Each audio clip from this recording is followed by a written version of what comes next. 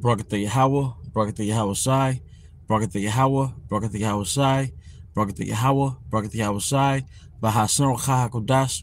I want to give double honors to our elder apostles and elder bishops of Great Millstone who rule well. Peace and blessings, health and wellness to the house of David the elect. I'm Zahar, spirit wind Judah. And today I want to go into a topic entitled The Archetype of YAHAWASHI. The Archetype of YAHAWASHI. And the reason why I'm going into this is because, you know, I think about the movie They Clone Tyrone. I think about the movie They Clone Tyrone, and basically what I've assessed is that the clones represents models. They represent archetypes of characters that Esau wants the 12 tribes to imitate, all right, or emulate. All right, these are archetypes. These are models. If you watch the movie They Clone Tyrone, all right, I believe the clones represents archetypes, all right, that Esau wanted us to imitate, all right, in this paradigm, all right, in his kingdom, all right. And it's so deep and it's so real that it seems to be surreal, all right. And in this matrix, because this is the matrix, all right, this is Babylon. This is Babylon the Great. This is a spiritual laboratory, all right, in which our people and ourselves are and have been in the sunken place. Our people, 2/3 of our people currently are in the sunken place, but we were once in the sunken place. As it says in 1 Corinthians, the 12th chapter, know that ye were Gentiles given unto these dumb idols. All right. Know that ye were Gentiles given unto these dumb idols. All right. We were in the sunken place. All right. We imitated or emulated the archetypes of the models that Esau Edom has set out for us. All right. Such as, all right, the street nigga model. All right. The athletic nigga model. All right. The preacher model, or the businessman model, or the businessman archetypes. All right. Because it also tells you that in her is found the souls of men. It's as though like you sold your soul in exchange for these archetypes. And if you lived in a so-called Black Hispanic community, a lot of times you'll feel lame. You may feel left out if you didn't fit into these particular archetypes, man. All right. But furthermore, Esau purposely created these archetypes, these models, these role models, like these rappers, these actors. These are role models, these basketball players that he wanted us to imitate because he could control that. If you take millions of Jake and make them chase 5, 6, 7, 8, 9, 10 models, you control those models. If they emulate those models, all right, those archetypes, then you've already dictated their life path. All right. But it tells you that they that are of YAHAWASHI are of a new creature.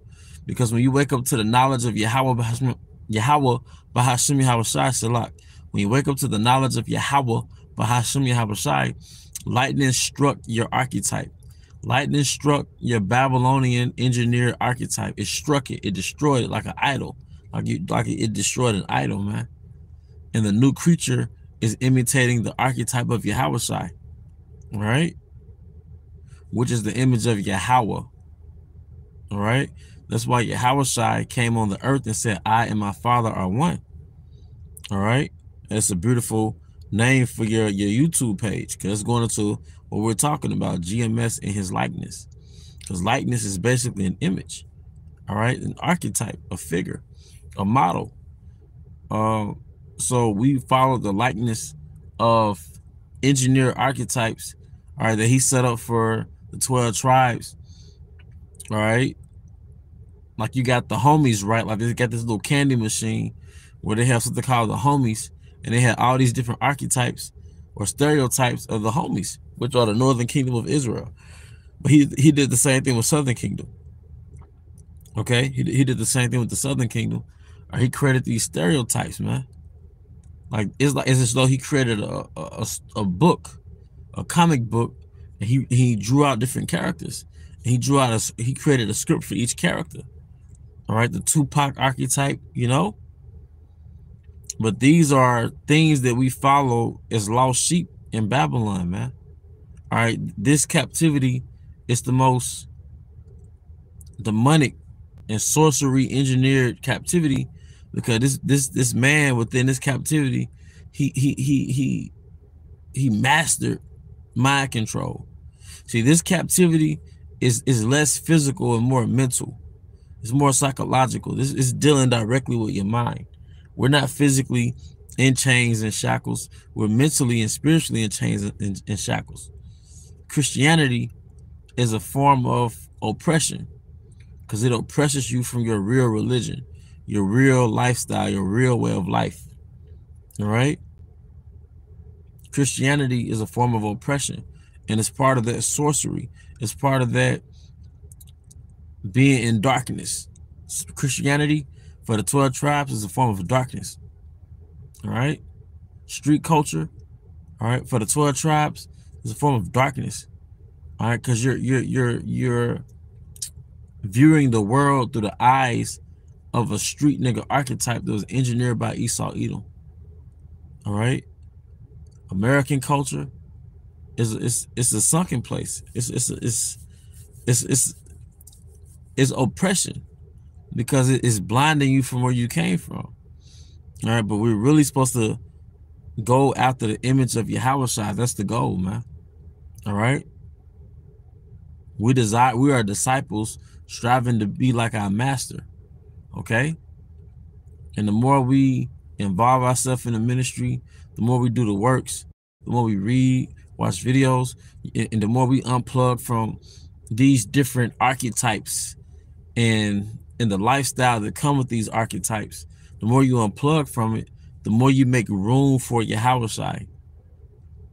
That's why I said, you know, we're following the archetype of YAHAWASHI, absorbing his energy, absorbing his spirit. So for example, let's say, you know, brothers might have had their favorite rapper. Let's say your favorite rapper was Tupac, but you listen to Tupac, you absorb his energy, you absorb his spirit to where you sort of, in your psyche, you kind of like an extension of Tupac, man. People used to tell me, like, man, you kind of remind me of this rapper. Cause I used to listen to him so much, I had their vibration, you know what I mean? You know, Jake listened to Lil Wayne so much, like Jake sound like Wayne, or Jake could have a Louisiana accent, don't even be from Louisiana. You know, Jake started rapping, he rapping like who? Because now they've absorbed the energy and the spirit of these rappers so much that they're basically an extension of these rappers. All right? GMS in his likeness, Isaiah 60:1, beautiful scripture. Arise, shine, for thy light is come, and the glory of Yahweh is risen upon thee. For behold, the darkness shall cover the earth, and gross darkness the people, but Yahweh shall arise upon thee, and his glory shall be seen upon thee. Right? Gross darkness, man. All right, this veil that he's put over our eyes, man.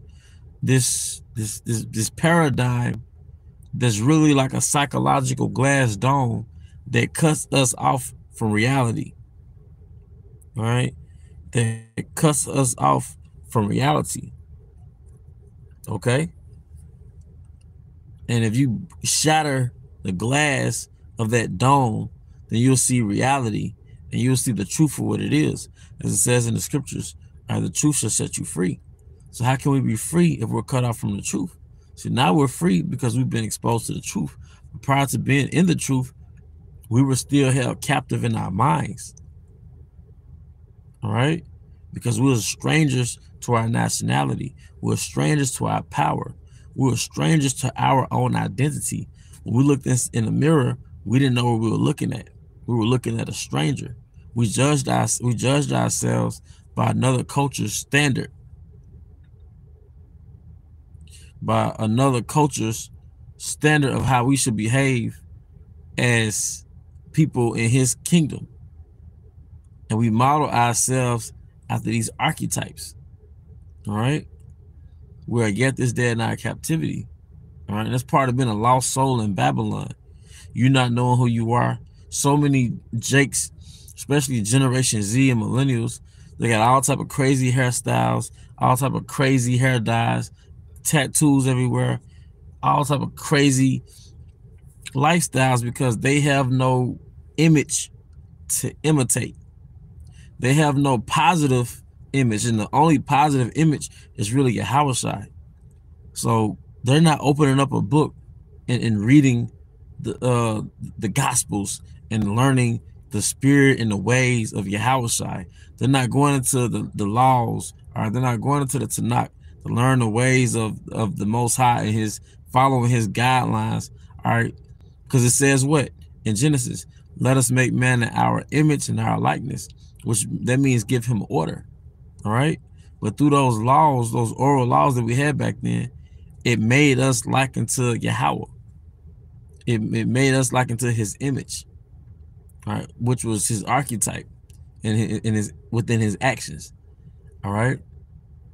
But Esau put archetypes in place of the prophets, in place of, all right, the kings of Israel, that men that we could imitate their characters, all right, in place of Yahweh and YAHAWASHI. All right. And he gave us, just how you have like the book of Sirach and the book of Proverbs that gives you guidelines on how to conduct yourself on earth. All right. Well, Esau gave us rappers that gave us guidelines on how to conduct ourselves on earth, man. All right. GMS in his likeness, the fish of the sea, and over the fowl of the air. Okay. So like Genesis 1:26. And the power said, let us make man in our image after our likeness, and let them have dominion over the fish of the sea, and over the fowl of the air, and over the cattle, and over all the earth, and over every creeping thing that creepeth upon the earth. And that's pretty much the point, man. All right, let us make man in our image. So the first image that we're supposed to imitate is Yahweh and YAHAWASHI. All right, that's the image. All right, that's the mindset, which is a king's mindset. How can you be pro-Israelite, all right, or how can you know you're an Israelite and you still falling for the sorcery of your enemy? Don't you know the culture that he engineered is like a magic wand towards the 12 tribes? So-called black culture. All right, it's a conglomerate of different energies, different mindsets, compiled together in a stew of confusion. All right, a stew of Christianity, a stew of feminism, a stew of black culture, a stew of American culture, a stew of individualism, a stew of materialism and consumerism, all compiled in this thing called westernization, all right, which is part of your sunken place, man. And our people are really affected by that. 1 Corinthians 15:49. And as we have borne the image of the earthly, we also shall bear the image of the heavenly. That's right. And that's going to ultimately manifest in us getting new bodies. All right. That's why it also says we have this gift in earth and treasures, because right now we're just doing our best to imitate YAHAWASHI. But soon we're really going to be what they call Christ-like, which is really YAHAWASHI-like, because we're going to get those new bodies and be perfect, man. Because shalom, because the law is going to be programmed in us. But, that's pretty much the point. Something else in my spirit, Esau, he really mastered mind control. That's why he goes into psychology so much. He goes heavy into psychology. He wants to study the mind so he could control the mind. He studies the mind so he could control the mind. But the point is, all right, the ultimate archetype that we're going to follow and that we are following is the archetype of the image of Yahweh Bahashim YAHAWASHI. YAHAWASHI came on earth to show us how to be like his father. But with that, I hope you brothers and sisters were edified. Once again, I want to give all honor and glory to Yahweh Bahashim YAHAWASHI, Bahashim Rakakodash. I want to give double honors to our elder apostles and elder bishops of Great Millstone who rule well. Peace and blessings at the waters to the house of David the elect. Abba Baal, Kum Yashala, Shalom.